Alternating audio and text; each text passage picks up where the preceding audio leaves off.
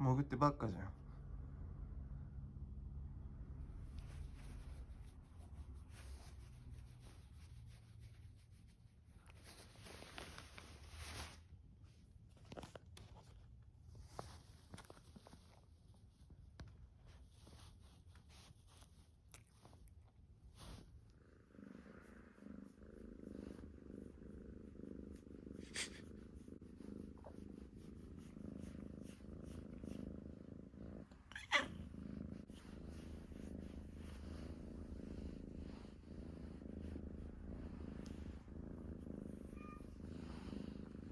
こいちゃんが怒ってる。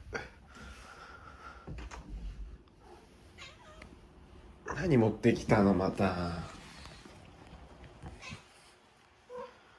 これダメだよ、こいちゃん入って。なんでよ。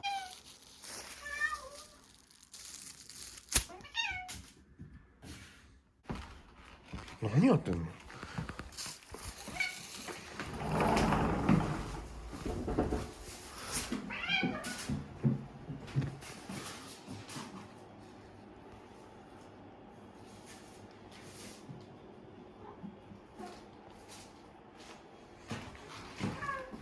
ちゃんと俺んとこまで持ってきてくんない？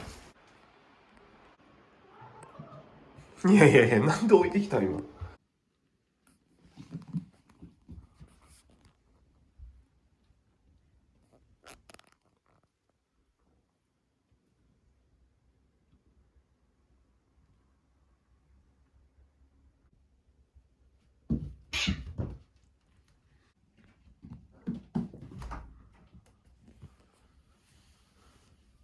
なんで嫌がんの。